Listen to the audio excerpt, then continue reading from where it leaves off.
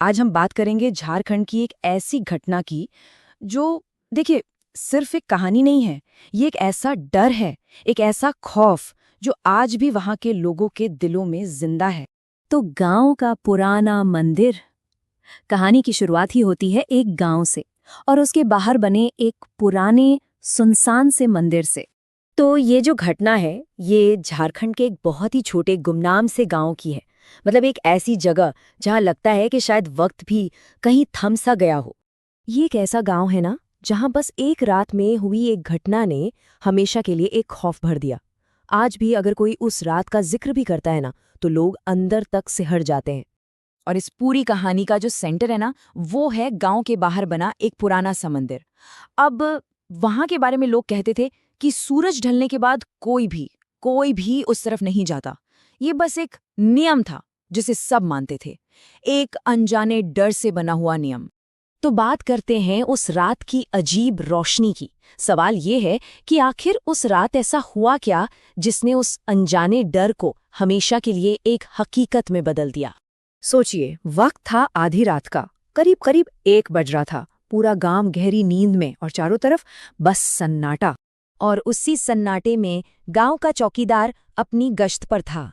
तभी उसकी नज़र उस वीरान मंदिर की तरफ पड़ती है और वो क्या देखता है कि वहां से एक अजीब सी रोशनी आ रही है। अब देखिए, पहली सोच तो दिमाग में यही आती है कि भाई कोई आदमी होगा, हो सकता है किसी को मदद की जरूरत हो, या फिर शायद कोई चोरो चक्का हो। तो अपनी ड्यूटी समझकर चौकीदार ने हिम्मत जुटाई और उस रोशनी की तरफ बढ़ने लगा। और बस जैसे जैसे वो पास जाता है, यहीं से कहानी एक बहुत ही डरावना मोड़ लेना शुरू कर देती है। उसे वहां जो दिखा वो कोई आदमी नहीं था, बल्कि सफेद कपड़ों में लिपटी एक औरत खड़ी थी, बिल्कुल अकेली, उस सुनसान मंदिर के पास, आधी रात में। तो अब आता है बिना चेहरे का सामना, कहानी का वो सबसे खौफनाक मोड़, वो सामना जिसने सब कुछ बदल कर रख दिया। कौन है वहां? चौकीदार ने जितनी भी हिम्मत बची थी उसे इकट्ठा करके आवाज लगाई, और उसकी ये आवाज उस खामोशी में जैसे गूंज उठी।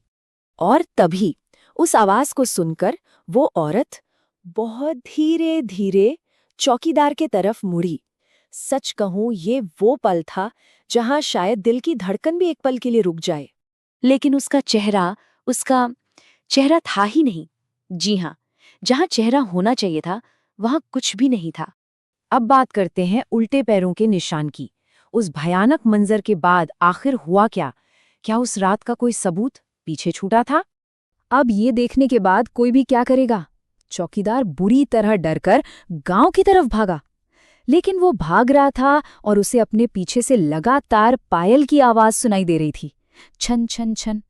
अगली सुबह जब थोड़ी रोशनी हुई और गांव वालों को इस पूरी घटना का पता चला, तो सब के सब हिम्मत करके उस मंदिर के पास पहुंचे और उन्होंने देखा कि मंदिर के बाहर की मिट्टी में पैरों के निशान थे।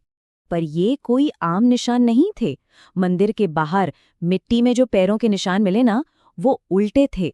हाँ, मतलब जैसे कोई सीधा नहीं बल्कि उल्टे पैर करके चल रहा हो।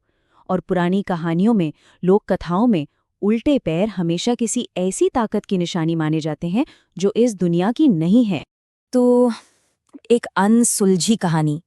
सवाल ये है कि क्या ये किस्सा बस उसी रात खत्म हो गया, या इसके बाद भी कुछ हुआ? कहते हैं कि उसके बाद गांव में कई और लोगों ने भी उसी बिना चेहरे वाली औरत को देखने की बात कही।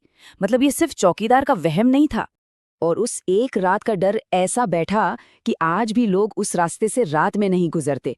वो खौफ अब उस गांव की पहचान का एक हिस्सा बन चुका है।